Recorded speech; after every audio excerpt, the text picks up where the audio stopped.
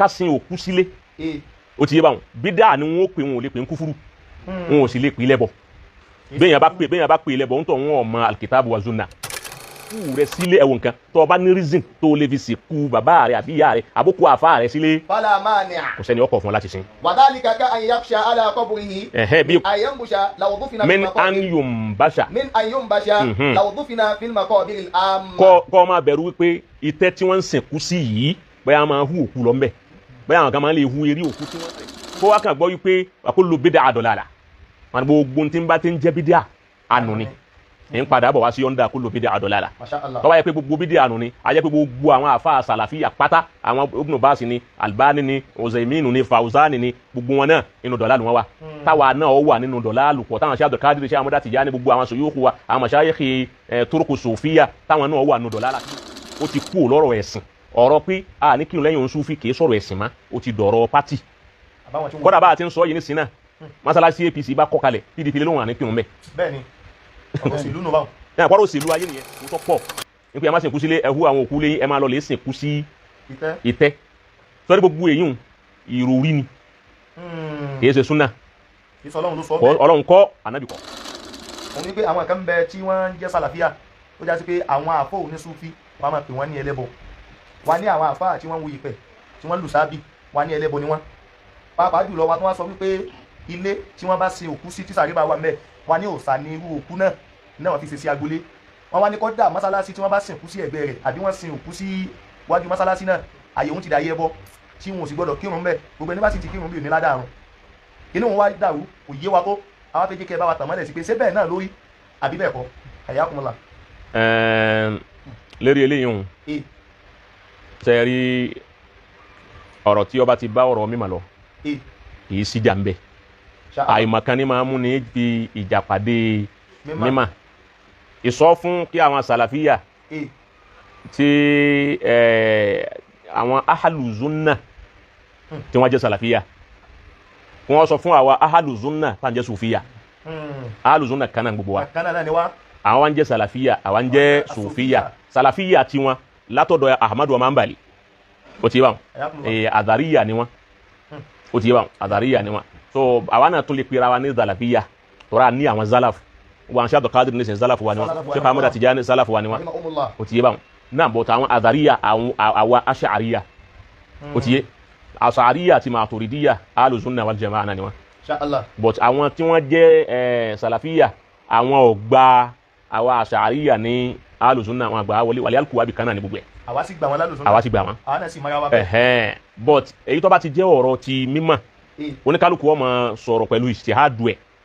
tẹ́lẹ̀ gbogbo ọ̀rọ̀ kásìnkú sílé ẹbọ ni irú èyí tí wọ́n bi àwọn ọmọ tí wọ́n ń pé torí pé wọ́n ń sìnkú pé wọ́n ń ṣàdúrà àbí kí ló ń pè wọ́n lè bẹ sàárè wò wọ́n ní orò ní ẹbọ ní nǹkan kan ni so kásìnkú sílé àwọn èèyàn takò tó pọ̀ nípa ẹ má sìnkú sílé ẹhu àwọn òkú lé ẹ má lọ lè sìnkú sí ìtẹ́ tẹ́lẹ̀ gbogbo èyí ìròrí ni kìí ṣe súnà Ọlọ́run kọ́ ànábì kọ́ Masha Allah. so èrò fíkírà àwọn ni oníkálukú lọ́dẹ̀ lè ronú gẹ́gẹ́ bí n tí làákàyè rẹ̀ bá sọ fún àwọn àfa àwọn sálàfí tí wọ́n sọ̀rọ̀ yìí ibi tíra tí wọ́n kà kọ́lẹ̀ rẹ̀ nínú tíra tí wọ́n fi ń dájọ́ yìí fún wa yìí bí ìròrí wọn ti rí pẹ̀lú mímọ̀ ni wọ́n fi sọ̀rọ̀. Masha Allah. àwọn Sufi ká má kírun lẹ́yìn òun Sufi ká má bọ̀ òun Sufi ṣe ká pa Sufi rẹ̀ ìròrí wọn ni ọgbọ́ ma warada fil kitab wala fil hadith nínú al-Qur'an nínú hadith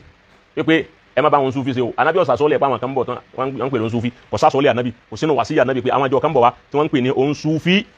ẹ má bá wọn ṣe kò sínú al-Qur'an níbẹ̀ so àwọn ìròrí tí wọ́n ni ọ̀rọ̀ ti di ọ̀rọ̀ pátì ó ti kú lọ́rọ̀ ẹ̀sìn ọ̀rọ̀ pé a ní kírun lẹ́yìn òun Sufi kì í sọ̀rọ̀ ẹ̀sìn má ó ti dọ̀rọ̀ pátì kódà bá a ti ń sọ yìí ní sinna masalasi APC bá kọ́ kalẹ̀ PDP lé lóhùn àní kírun bẹ́ẹ̀. bẹ́ẹ̀ni ọ̀rọ̀ òṣèlú nù báwọn. ẹ àpárò òṣèlú ayé nìyẹn wọn lè ní APC lọ́kọ́ masalasi kọ́ra àní kírun bẹ́ẹ̀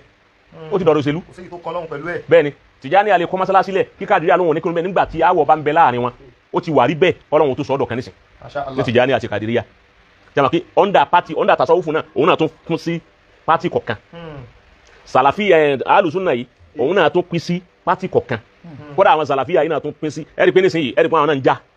wọ́n bára wọn fà nísìn ẹnu jó ní tó ń rí kan tí wọ́n wí pé kullu inna kulla kinikan kila ma pe inna khayral kitab kitabullah asdaqal kitab kitabullah wa khayral hadi hadi Muhammad sallallahu alaihi wasallam wa sharral umuri muhdathatuha wa kullu muhdathatin bid'ah wa kullu bid'atin dalalah wa kullu dalalatin fi leri yin gan wọ́n tó bẹ̀rẹ̀ sí ní fa wàhálà láàrin ara wọn wàlẹ́ alkuwa laysa kullu bid'ah dalalah tẹ àdìsí yẹn gan tá a bá wo àdìsí yẹn a bá wípé àdìsí yẹn hadisun sahihu sanad lakin yahtaju yani hadha alhadis yahtaju ila fahamin wa tawdih ó ní di kéèyàn gbọ́ yé kó o sì lè yànnàná rẹ̀ clarification rẹ̀ dáadáa èèyàn mẹ́rin wá lè ṣe clarification rẹ̀ kó wá kàn gbọ́ wípé wa kullu bid'ah dalalah wọn gbogbo tí ń bá ti ń jẹ́ bídíà ànú ni ń padà bọ̀ wá sí yọ̀ǹda kullu bid'ah dalalah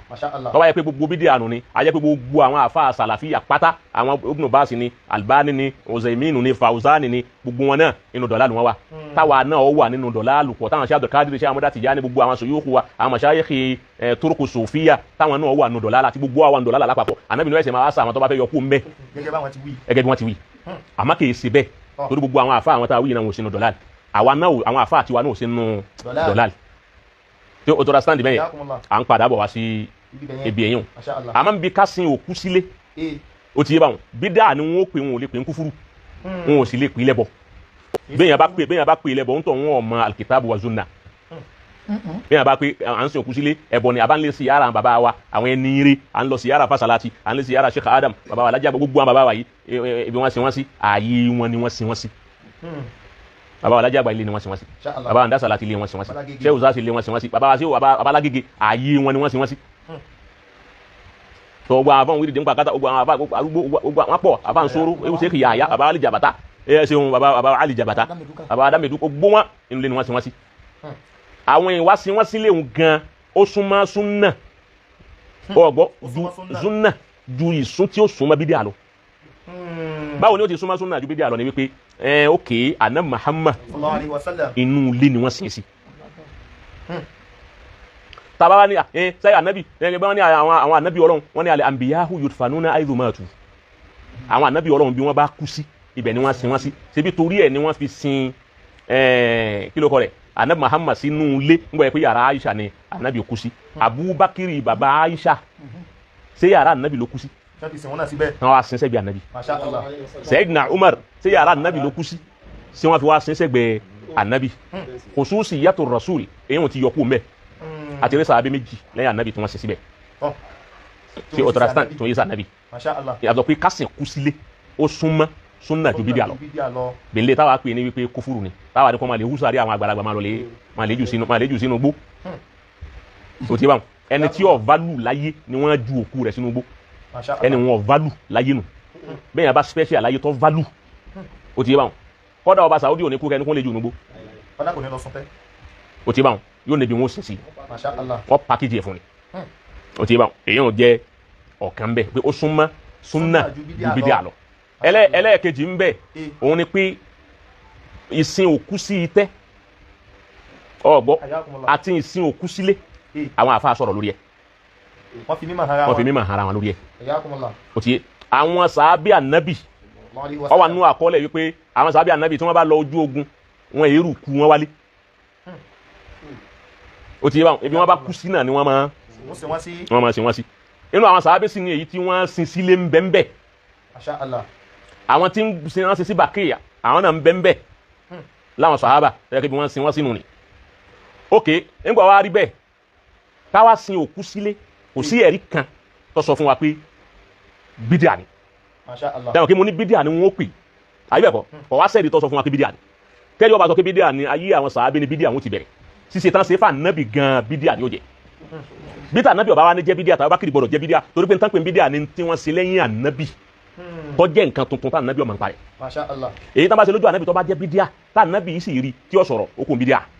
ara súnà ló wà ara súnà nìyí wọn wà ok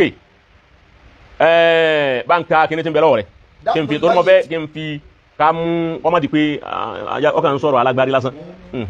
wà á bá ń sọ táwọn àfáà wí. dafnul mayyit fil bayt. dafnul mayyit fil bayt ká sin òkú sílé. wa hawlihi. àbí ká sin òkú sí sọ̀rọ̀ à ń dilé ń bọ̀ gẹ́gẹ́ bí àgbàlá tí àwọn bàbá wa máa sìnkú sí ń jọ̀hún iná nìyẹn مع وجود مقابر عامة للمسلمين. pẹ̀lú paari tẹ́ tí wọ́n gbé kalẹ̀ fún mùsùlùmí lápèjúwe anítẹ́yà yìí ní eré wọlé déyà yìí ó kú ń bẹ́ẹ̀ wọ́n tún gbé lọ sí oko olówó torí ibẹ̀ tún àtúnrí àyè ń bẹ̀ àyíbẹ̀kọ́ wọ́n wá rí bẹ́ẹ̀ ọwá lóun ní sìnkú bàbá tiẹ̀ àbókù ìyá rẹ̀ síbẹ̀ ọ̀fẹ́ sìn sílé. على خلاف الأولى والأفضل. méjì ni ń bẹ láàrin al-awla wal-afdal best àbí àti better ó ti yé báwọn best àti better ntọ́ da àti ntọ́ da jù. لأن في دفنه في البيت وحوله ضرر على الأحياء. yọ̀dà fún èyí tó jẹ́ best èyí tó jẹ́ better òun ni ká sin sí tẹ́ torí pé tá a bá sin òkú sínú ilé yóò máa jẹ́ kí ni. ضرر. ẹ máa wo yóò máa jẹ́ ضرر. على الأحياء. yóò máa jẹ́ ìnira fún àwọn alààyè mẹ́rin wípé wọ́n ní àwọn òórùn àbáwọn nǹkan kan tí yóò máa jáde kọ́mọ̀ tó máa wá jẹ́ àìsàn fún àwọn alààyè. وتجديدا لأحزانهم. àbí kí ó máa jẹ́ ìkọ̀ntínú ìbànújẹ́ wọn tán bá ti ń fojú kan sáré wọ́n má lè máa fojú kan kí ni wọ́n máa bàjẹ́. وحرمانا له من دعاء المسلمين له. àti wípé kò ní jẹ́ kí àwọn èèyàn tán máa ń lọ itẹ́lẹ̀ ṣàdúrà fún àwọn mùsùlùmí tán bá ń ṣàdúrà fún wọn òun ò ní sí ń bẹ̀ òun bẹ ńlé. والترحم عليهم. àtàwọn tí ń kọjá ń bi tẹ́ tí wọ́n máa ṣàdúrà fún wọn. ولم يزل الصحابة والتابعون ومن بعدهم. àwọn sàábí àtàwọn tábì àtàwọn tó tẹ̀lé wọn. يقبرون موتاهم في مقابر المسلمين العامة. wọ́n máa lọ lè sin òkú sí itẹ́ ẹ máa wò. àwọn sàábí àtàwọn tábì èyí àtàwọn ọ̀pọ̀lọpọ̀ wọn máa ń lè sìnkú sí itẹ́ àyíbẹ̀kọ́. kí ló wá fà á tí wọ́n fi ní wọ́n ń sìnkú sí itẹ́ torí àwọn nǹkan tá a wí torí tiwa náà ni wọ́n ń ṣe kìí jẹ́ pé ànábì ló pa wọ́n láṣẹ pé itẹ́ ni ẹ máa gbókùlẹ̀ ẹ má sìnkú lé kò sí àdìsí ànábì tó sọ bẹ́ẹ̀ ẹ lè rí ọgbọ́ ẹ lè rí náà sún minal hadith tí ó sọ pé ẹ má sìnkú sílé àwọn àfáà ni wọ́n rí wípé tá a bá ní a máa sìnkú sílé yóò máa affect àwọn ara lé bí kí sáré ọmọ jìn bí kò máa ṣe kíni kan bí kò máa dẹ́rù bà àwọn ọmọ bí kí ìyàwó máa rí sáré ọkọ rẹ̀ kó máa sunkún gbogbo irú àwọn nǹkan báyìí òun náà ni àyè bẹ́ẹ̀ kọ́. àwọn àfáà wa ní ọ̀dà a ti sọ bẹ́ẹ̀ wípé kẹ́ ẹ máa sin sí itẹ́ tọ́ra àwọn sàábí máa sábà sìnkú sí tẹ́ni àtàwọn tábìí àtàwọn tàbí'u tàbí'í wọ́n máa sìnkú sí tẹ́ni àmọ́ o fa in wajadtaha àmọ́ tó bá yẹ kó bá ní reason tó o lè fi sìnkú rẹ sílé ẹ̀wọ̀n nǹkan tó o bá ní reason tó o lè fi sìnkú bàbá rẹ àbí ìyá rẹ àbókù àfáà rẹ sílé kò sẹ́ni ọkọ̀ fún ọ láti sin. وذلك كأن يخشى على قبره أن ينبش لو دفن min an yumbasha من أن ينبش لو دفن في المقابر العامة. kọ́ máa bẹ̀rù wípé itẹ́ tí wọ́n ń sìnkú sí yìí bóyá máa hu òkú lọ mbẹ́ bóyá àwọn kan máa lè hu eré òkú tí wọ́n ń tà bí irú èyí tá a ti gbọ́ rí wípé wọ́n lọ itẹ́ wọ́n lọ lè hu òkú wọ́n sì ka iye àdàdì eré kan mọ́wọ́ ọ̀kan nú àfa ẹlẹ́sìn kan. kì í ṣe ẹlẹ́sìn Islam o ọ̀kan nú àfa ẹlẹ́sìn kan tí ì ṣe ẹlẹ́sìn Islam wọ́n wá bá odidi eré tó fẹ́ tó ọgọ́rùn àti mọ́kànlá lérí òkú kí wọ́n máa bẹ̀rù wípé yìí fẹ́ kí eré bàbá àwọn ọ̀fẹ́ kí eré bàbá rẹ̀ di eré tí wọ́n máa jù sínú agbada tí wọ́n máa jó tó bá yẹ pé torí èyí ń lọ bá fi sìnkú bàbá rẹ̀ sílé fala haraj kò sí láì fi fún bẹ́ẹ̀ èyí ìtumọ̀ rẹ̀ náà ni pé apadà dá apadà wípé èèyàn lè sin òkú sílé tó bá yẹ pé kò bá sí àǹfààní pé èèyàn lè sin òkú sílé nínú ṣẹ̀ríà wọn à ní fún wa nírú option. wa idha lam yakun dafnu al-muslimi fil maqbara. tó bá yẹ pé ká sin òkú mùsùlùmí sínú inú itẹ́. wa lam yujad makanun li dafnihi illa fi baytihi. tá a sì rí àyè tá a lè sin sí àfi ká sin sílé pẹ̀lú kí ni mo pè yìí pẹ̀lú làlúrí tá a sọ yìí. illa fi baytihi.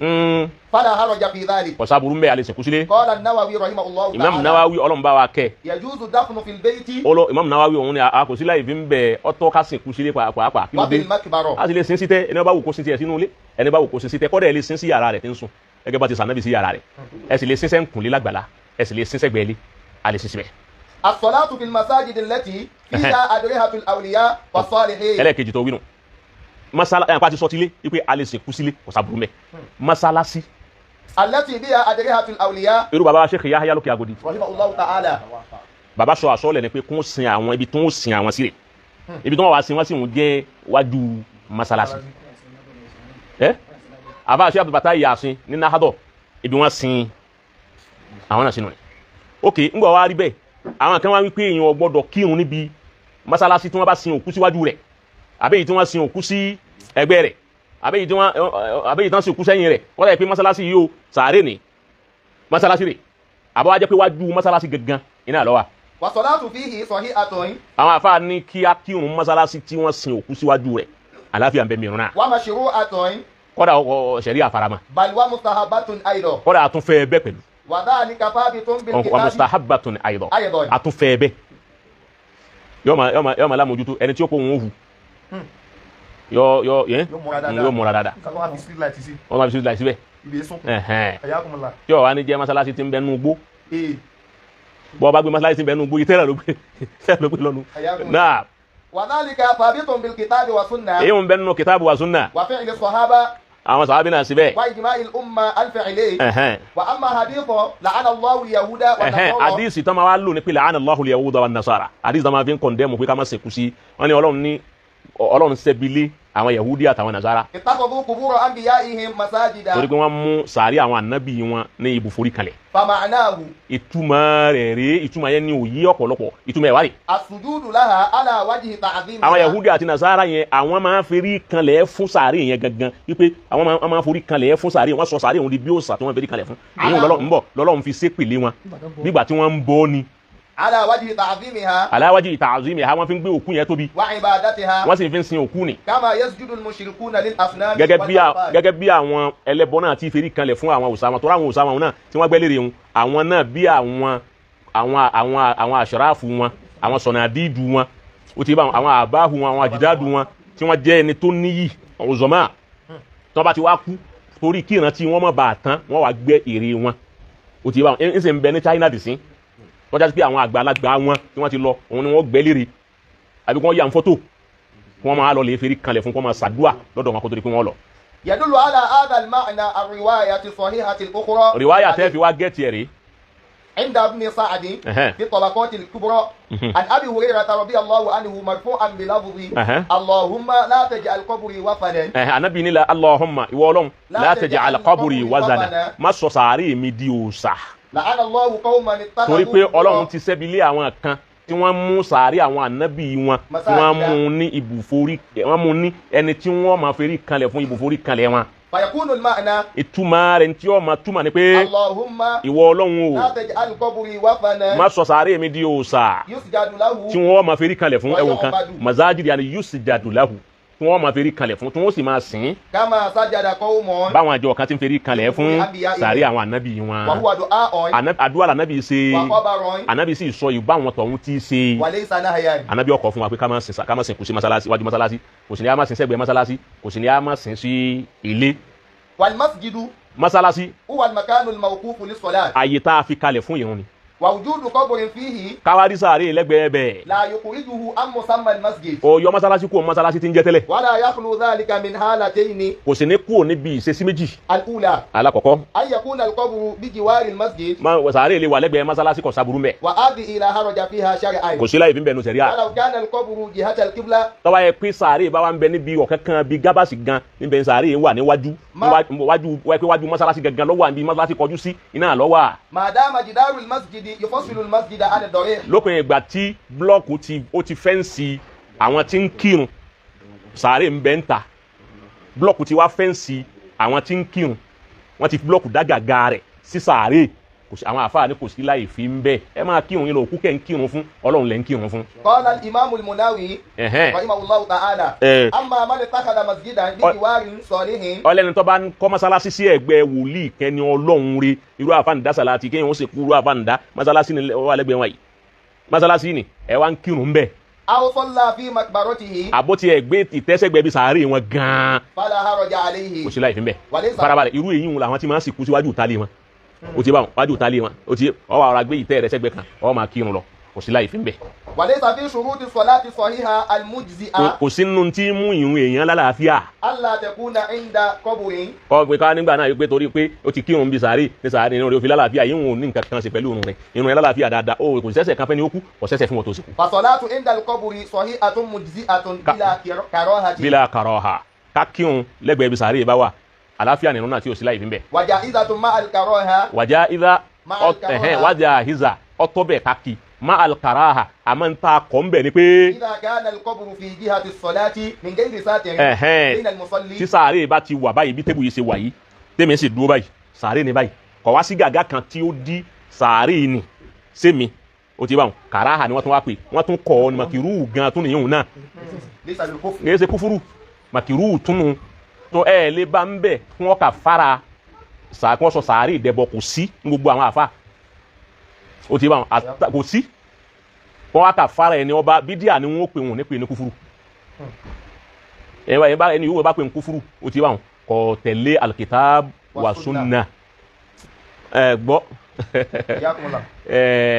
ntọ́lọ̀ ń bá pè ní kúfúrú ó ti bá wọn alkúfúrú ma sammallahu bihi kúfúran. tọ́lọ̀ bá pè ní kúfúrú ní ká pè ní kúfúrú. so tọ́lọ̀ wọn bá ti pè ní kúfúrú tá nàbí ó pè ní kúfúrú àgbọ̀dọ̀ pè ní kúfúrú.